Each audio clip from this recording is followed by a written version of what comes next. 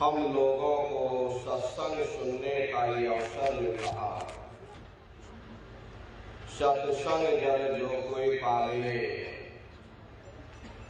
मैं लाई सब cut cut जावे। यह सत्संग है, ये कोई कथा कीर्तन नहीं, किस्से और कहानियां नहीं, नाच गाना ढोल मजीरा नहीं। ये महात्माओं की अजर अमर वाणियां हैं। यदि आपने ध्यान से सुन लिया तो निश्चय ही आपको अपने मानव जीवन के उद्देश्यों के बारे में पता चलेगा कि आखिर मनुष्य शरीर हमको क्यों मिला, क्या इसका उद्देश्य है, मरने के बाद हम कहाँ जाएंगे, हमारे बाल बच्चे कहाँ जाएंगे, हमारे रिश्ते नातेदार कहाँ जाएंगे, हमारे कुटुंब परिवार वाले कहाँ जाएंगे और कैसे हमारी जीवात्मा का कल्याण होगा। इन सभी प्रश्नों की जानकारी आपको सत्संग के माध्यम से प्राप्त होगी। इसलिए प्रेमी भाई बहनों, एक एक वचन को बड़े ध्यान के साथ आप लोग सुनिएगा, क्योंकि आप अपना कीमती समय निकाल करके यहाँ पर पधारे हुए हो। आज के समय में समय का दान देना सबसे बड़ा दान माना जाता है। आप अपना कीमती वक्त निकाल करके यहाँ पर उपस्थित हुए हो तो समय का पूरा सदुपयोग करिएगा।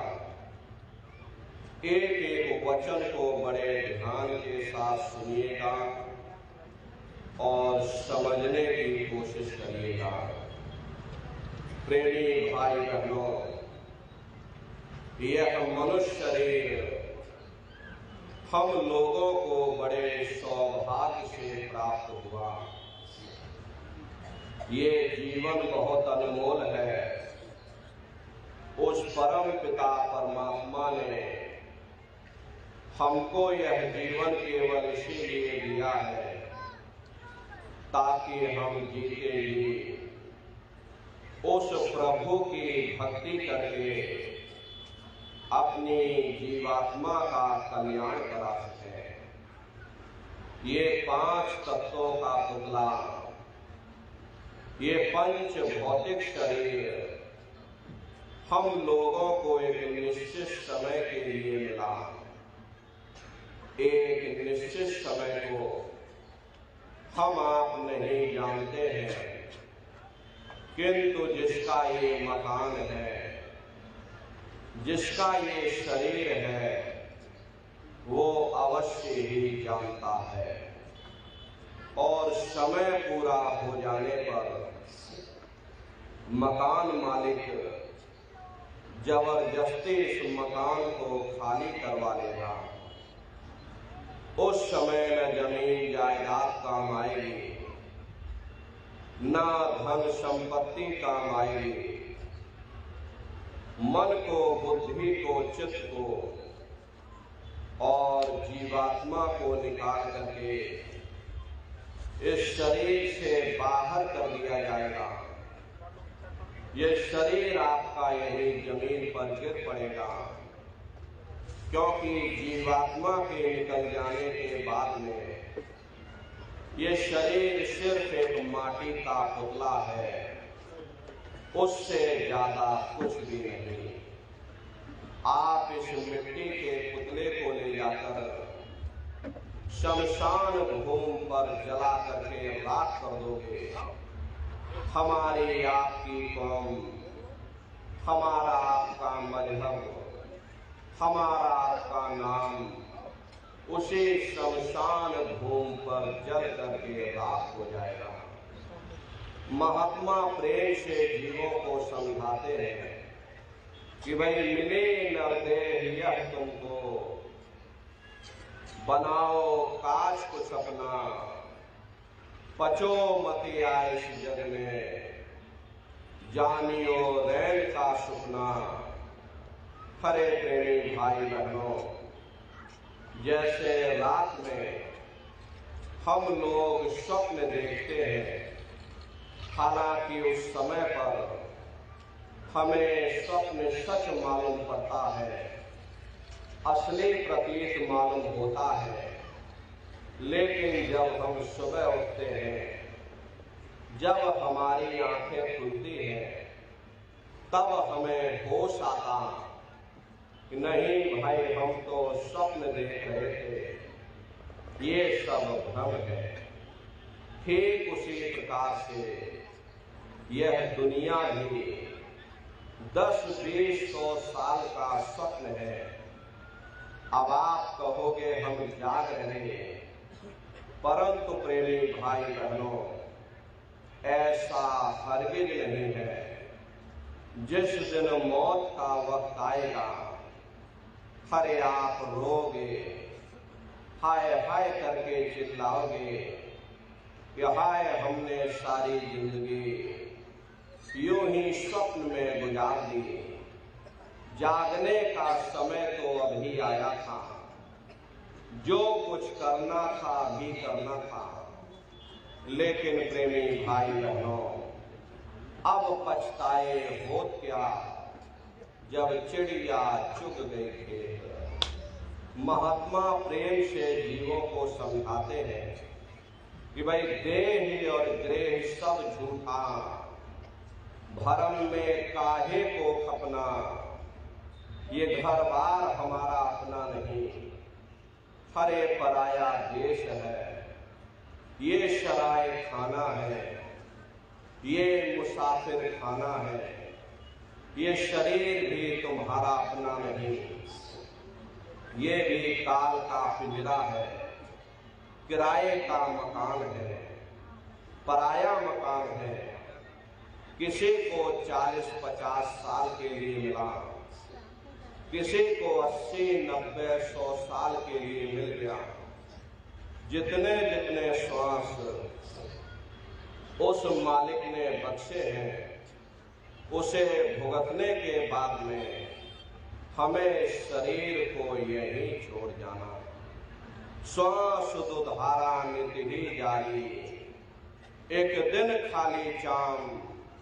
हरे प्रेमी भाई बहनों, एक तालाब पानी से चाहे कितना भी क्यों ना भरा हो, आप एक छोटी सी नाली काट कर खोल दीजिए, छोटा सा छेद कर दीजिए, तो सारा पानी ही तालाब से बाहर निकल जाएगा। ठीक उसी प्रकार से हमारा ये शरीर भी श्वासों का भंडार है। जब तक श्वासों का भंडार जारी है, हम दुनिया के काम काज में फंसे हुए, दुनिया के कारोबार में उलझे हुए, लेकिन जिस वक्त ये श्वासों का भंडार खाली होगा, हरे टेलीफोन खड़क जाएंगे, तार पहुंच जाएंगे, संदेश पहुंच जाएंगे, सब रिश्ते नातेदार, सब कुटुंब परिवार वाले, सब अड़ोस पड़ोस वाले मिनटों सेकंडों में इकट्ठा हो जाएंगे। हरे प्रेमी भाई बहनों, जिस शरीर से तुम इतना प्रेम किया करते थे, उसे कोई एक रात भी घर में रखने को तैयार नहीं होता। कंधों पर लटका करके शमशान भूमि पर छोड़कर आ जाते। हिंदू लोग तिनका तोड़ाते, जैसे तिनका टूट गया, तेरा मेरा रिश्ता नाता टूट गया। मुसलमान सिख या ईसाई लोग खाक की मिट्टी कब्र में डाल देते कि जो मेरे लिए खाक की मिट्टी है वह मेरे लिए तू है। अब बताओ प्रेमी भाई बहनों, जिन रिश्ते नातेदारों के खातिर, जिन कुटुंब परिवार वालों के खातिर आपने सारी जिंदगी गुजार दी, इतना इतना कष्ट सहा, इतनी इतनी मुसीबतें सही, सबने मिनटों सेकंडों में आपसे रिश्ता नाता तोड़ दिया। प्रेमी भाई बहनों, मौत के वक्त में असहनीय पीड़ा होती है, असहनीय वेदना होती है। सहजो बाई ने उस समय का वर्णन किया है कि सहजो मौत आइया, अंगे अंग दिया तोड़, और हिया जले छाती फटे, उठे पीर घन घोर। गुरु महाराज सत्संग में फरमाते थे, जैसे 1,00,000 बिच्छू एक साथ मिल करके हमारे जिस्म पर डंक मारे, उससे भी लाखों करोड़ों गुना ज्यादा मौत के समय में दर्द होता है।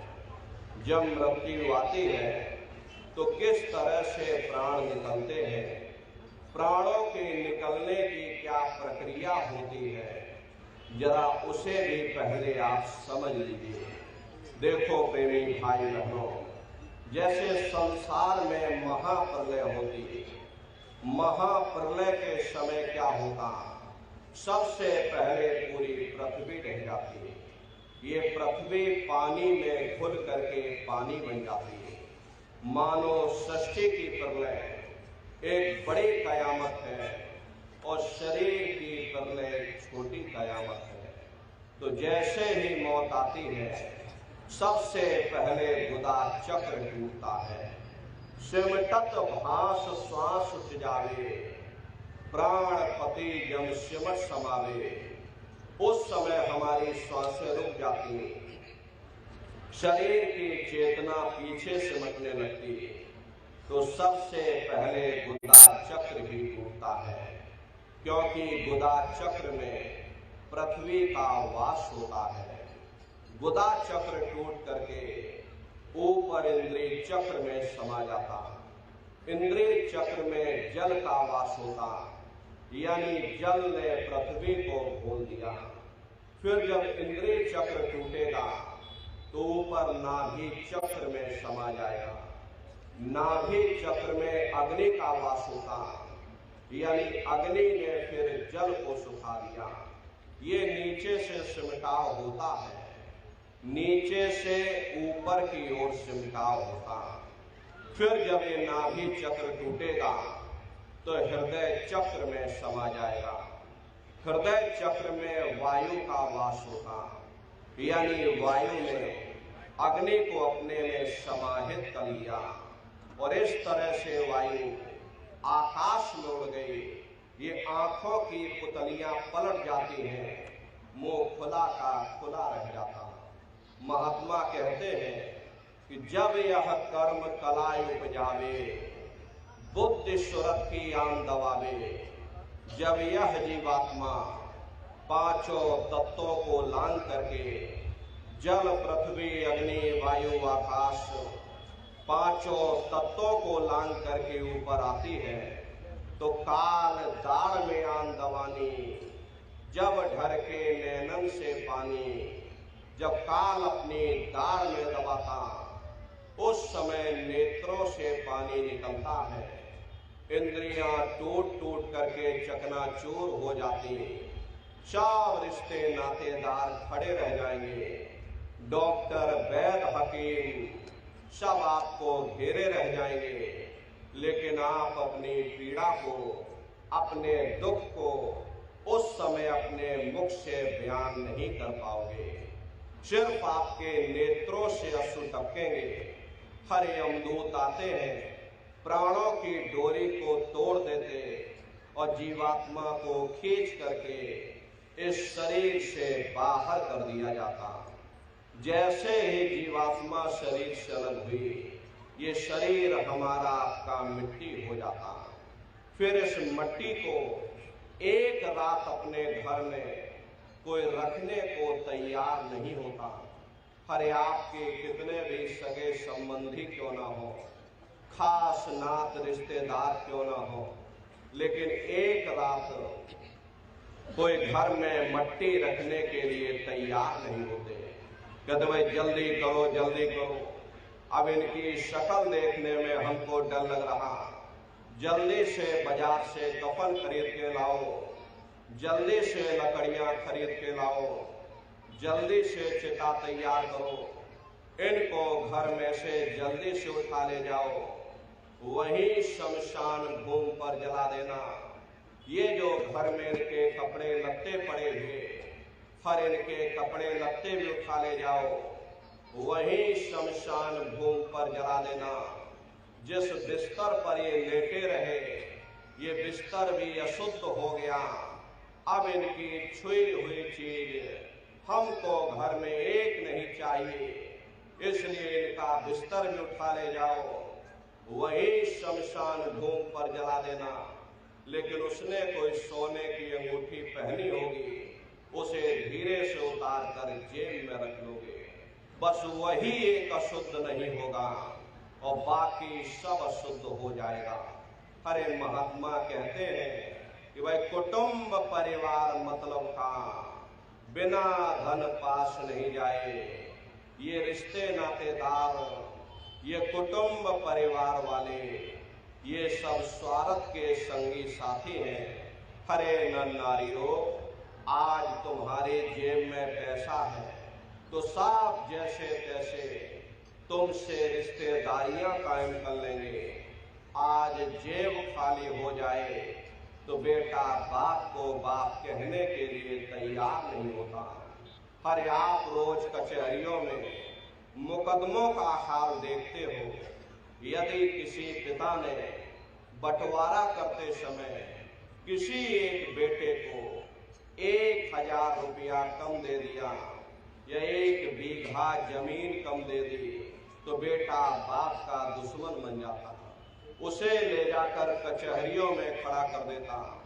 अरे अपना यहाँ क्या है, ये स्वार्थ के संगी साथी, कोई तुमको याद करने वाला नहीं। 13 दिन बाद 13वीं मना दोगे, लड्डू पूड़ी पकवान बना करके खिला दोगे, फिर जाने वाले को कोई याद नहीं करता। अभी बूढ़े बुजुर्गों से पूछा जाए कि क्या तुमको तुम्हारे माँ बाप की याद आती है, तो कहेंगे भाई नहीं आती।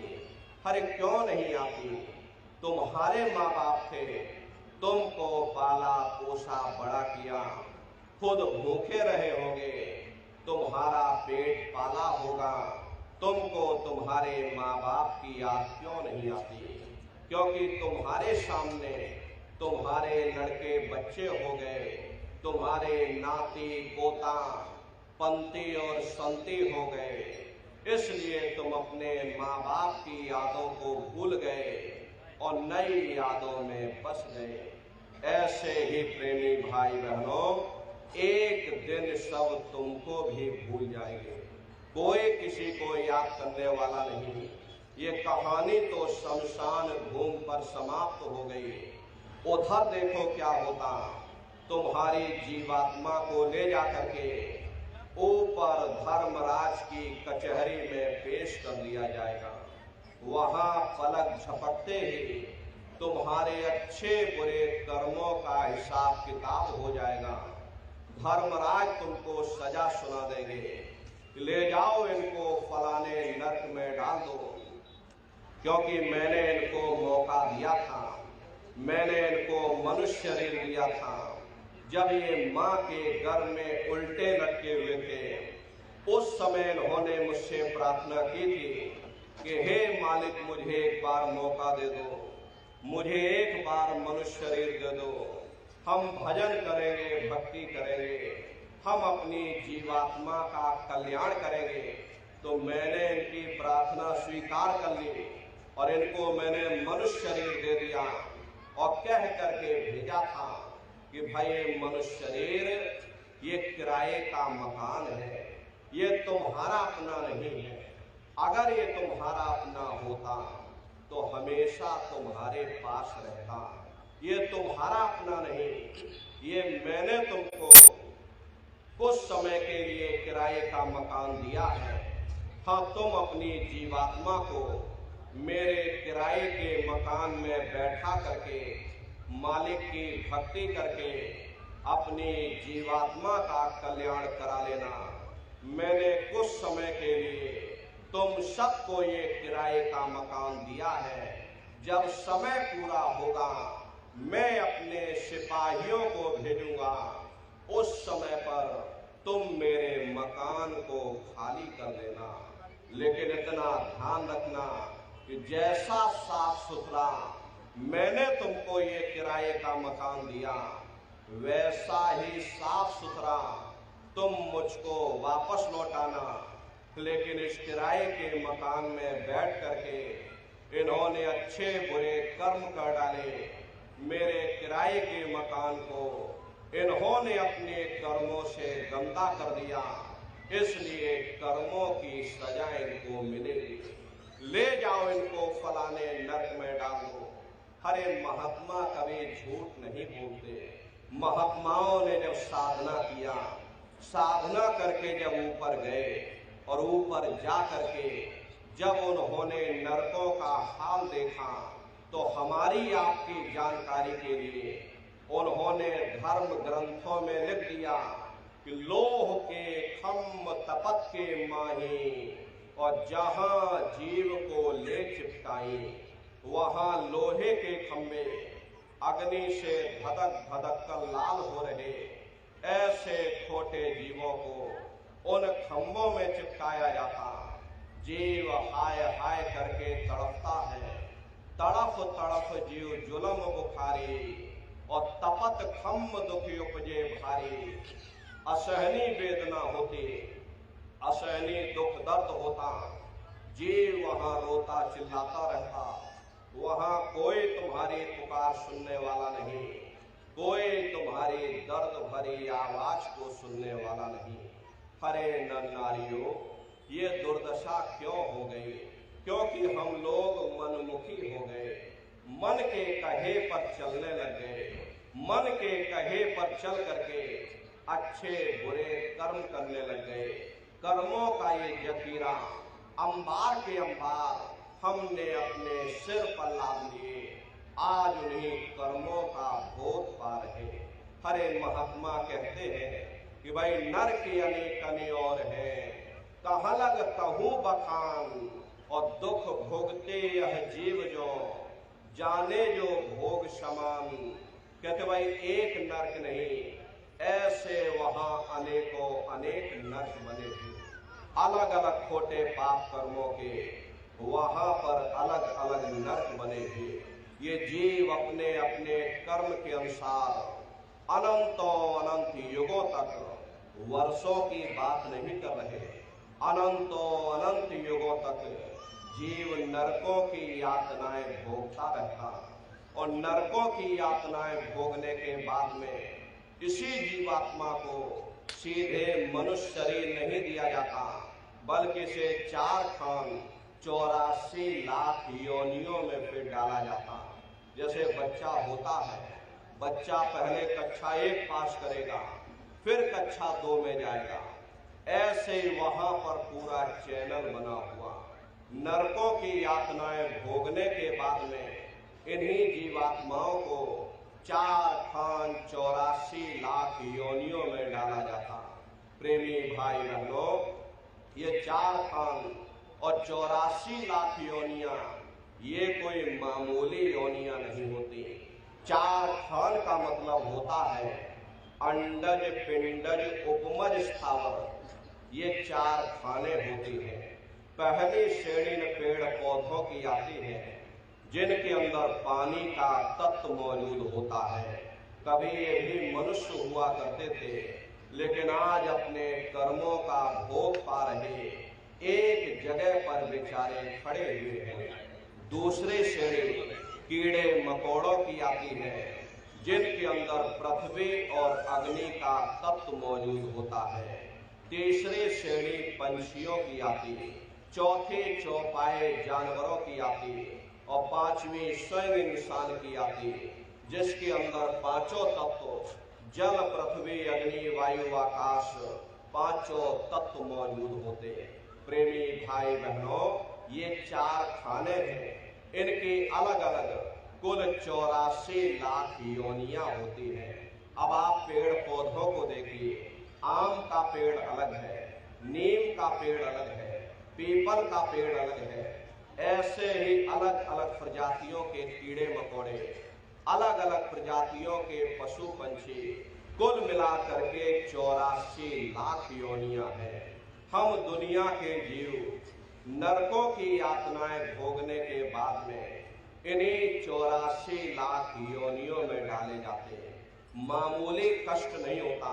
अरे हमको आपको गर्मी लग गई तो हम लोग छाया में आ गए, सर्दी लग गई कंबल रजाई ओढ़ लिया, भूख लग गई रोटी खा ली, बीमार हो गए अस्पतालों में चले गए, अपना अपना इलाज करवा लिया।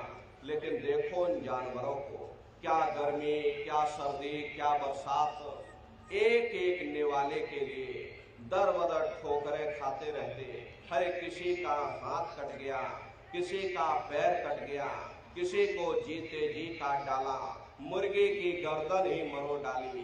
क्या उनको दर्द नहीं होता? अरे उनको भी दर्द होता है, उनको भी तकलीफ होती है। मादा बिच्छू होती है, मादा बिच्छू की मौत कैसे होती है? मादा बिच्छू जब अपने बच्चे को जन्म देती है तो उसी के बच्चे अपनी भूख को मिटाने के लिए अपनी माँ की पीठ पर चढ़ जाते हैं और उसी के मांस को नोच नोच करके खाते हैं। वो तड़पती रहती है, कराहती रहती है, लेकिन जब तक हड्डी हड्डी न बच जाए उसके बच्चे अपनी माँ की पीठ से नीचे नहीं उतरते। ऐसे न जाने कितने जीव जंतु इस संसार में भरे पड़े हुए।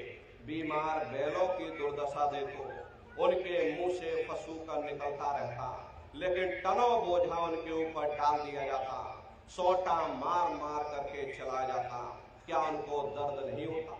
अरे उनको भी दर्द होता है, उनको भी तकलीफ होती, लेकिन वे बेचारे बेजुबान हैं, कुछ बोल नहीं पाते, कुछ बता नहीं पाते।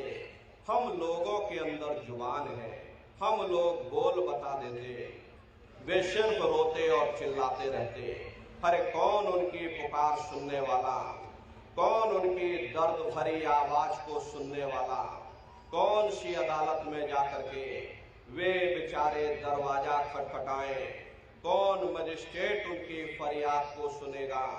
अरे प्रेमी भाई बहनों, कोई सुनने वाला नहीं। अरे कई जन्म भय कीट पतंगा, कई जन्म भय मीन कुरंगा, कई जन्म पंखी सरखोयो, कई जन्म है वर वृक्ष जोयो, मिल जगदीश मिलन की वरिया और चिरंकार यह देश सजरिया। करोड़ों करोड़ युगों से नरकों की यातनाएं भोगने के बाद में फिर हम लोगों को कभी कीड़े पतंगों की योनि में, कभी पेड़ पौधों की योनि में, तो कभी पशु और पंछियों की योनि में डाला जाता।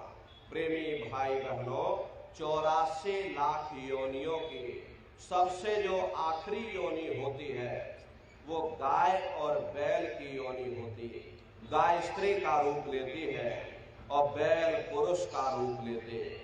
ये 84 लाख योनियों की सबसे आखिरी योनि यानी कि अंतिम पायदान होता।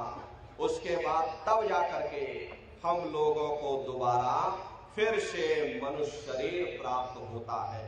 इसीलिए कहा गया, बड़े भाग्य मानुष तन पाया, कोट जन्म जब भटका खाया। कोटान कोट जन्म जन्मांतरों तक अलग अलग योनियों में भटकने के बाद में तब बड़े सौभाग्य से हम लोगों को ये मनुष्य शरीर प्राप्त हुआ। बड़े से बड़े देवी देवता भी इस मनुष्य शरीर को पाने के लिए तरसते हैं, क्योंकि उन 84 लाख योनियों से, उन नरकों से निकलने का केवल एक ही दरवाजा है, वह केवल मनुष्य का शरीर है। इसी मनुष्य रूपी मंदिर में बैठ करके हम उस परमात्मा की भक्ति कर सकते हैं। प्रेमी भाई बहनों, लेकिन बड़े अफसोस की बात है कि जैसे किसी को हीरा मिल गया और उसे हीरे की परख नहीं, उसने हीरे को गधे के गले में बांध दिया। ठीक उसी प्रकार से ये मनुष्य शरीर उत्तम से उत्तम है, लेकिन इंसान इसकी कद्र नहीं करता। खाने पीने ऐशो इशरत में अपने जन्म को बर्बाद कर देता। महात्मा प्रेम से जीवों को समझाते हैं कि भाई बड़े सौभाग्य से तुमको ये मनुष्य शरीर मिल गया, और ये मनुष्य शरीर 84 से निकलने का, उस मालिक को पाने का एकमात्र दरवाजा है। वो परमात्मा जब भी मिलेगा इसी मनुष्य रूपी मंदिर में मिलेगा। इसीलिए संतों महात्माओं ने इस पंच भौतिक शरीर को सच्चा हरि मंदिर कहकर याद किया कि हरि मंदिर यह शरीर है, ज्ञान रतन प्रकट हुए, ये असली हरि मंदिर है। जब भी वो मालिक मिलेगा इसी हरि मंदिर के अंदर मिलेगा। इसी पंच भौतिक शरीर को ईसा मसीह साहब ने टेम्पल ऑफ लिविंग गॉड यानी जिंदा ईश्वर का मंदिर कहकर याद किया। इसी पंच भौतिक शरीर को गुरु नानक साहब ने नर नारायणी देह कहकर याद किया। ये वो देह है जिसमें नारायण स्वयं विराजमान है। इसी पंच भौतिक शरीर को मुसलमान फकीरों ने कुदरती काबा कहकर याद किया। ये असली कुदरती काबा है। उस मालिक का दर्शन जब भी होगा इसी कुदरती काबे के अंदर जाकर होगा। बाहर से आज तक न कभी किसी को परमात्मा मिला, न भविष्य में कभी मिल सकता। परमात्मा जब भी मिलेगा तुम्हें तुम्हारे अंदर मिलेगा। यही कबीर साहब ने लिखा है कि जो तिल माही तेल है, जो चकमक में आग, और तेरा साईं तुझने और जाग सके तो जाग। जिस तरह से तिल में तेल होता है, पत्थर में अग्नि होती है, ठीक उसी तरह से वो मालिक हरेक के घट घट में, हरेक के वजूद के अंदर बैठा हुआ।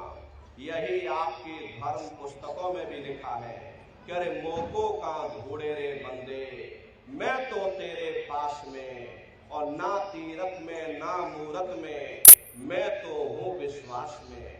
ना मैं तीरथ में मिलूंगा, ना मैं मूरत में मिलूंगा, ना मैं अन्य किसी कर्म कांडों में मिलूंगा, ना मैं ग्रंथों में मिलूंगा, ना मैं पोथियों में मिलूंगा, ना मैं किताबों में मिलूंगा, ना मैं पुस्तकों में मिलूंगा। चाहे सारी उम्र बैठ करके तुम किताब पढ़ते रह जाओ। प्रेमी भाई बहनों, बड़ी सीधी सी बात है। अगर खाना बनाने की किताब सारी उम्र बैठ करके पढ़ते रहोगे कि खाना ऐसे बनता है, खाना वैसे बनता है, खाने में नमक डाला जाता, खाने में तेल डाला जाता, तो कभी तुम्हारा पेट नहीं भर सकता। जब तक आप खाना बनाओगे नहीं, उसे खाओगे नहीं, कभी तुम्हारा पेट नहीं भर सकता। हम वेदों की निंदा नहीं करते, हम ग्रंथों की निंदा नहीं करते, हम गीता कुरान बाइबल की निंदा नहीं करते। वेद शास्त्र गीता कुरान बाइबल कहती है कि भाई मनुष्य के अंदर अंड खंड ब्रह्मांड है, स्वयं वह परमात्मा इसके अंदर बैठा हुआ। चलो अंदर चलो, अंदर चल करके उस परमात्मा का दर्शन दीदार करो। अब सवाल ये उठता है, भाई आखिर हम अपने अंदर जाकर के उस परमात्मा का दर्शन कैसे करेंगे? इसके लिए संतों महात्माओं ने केवल 3 साधन बताए। साधन 3 सारे उन वर्णे, और साधन सब थोथे मान। इस कलयुग में उस मालिक को पाने के लिए संतों महात्माओं ने केवल 3 साधना बताई। पहला है सुमरन, दूसरा है ध्यान, और तीसरा है भजन। सुमरन कहते उस मालिक को याद करना, ध्यान कहते हैं दृष्टि को एकाग्र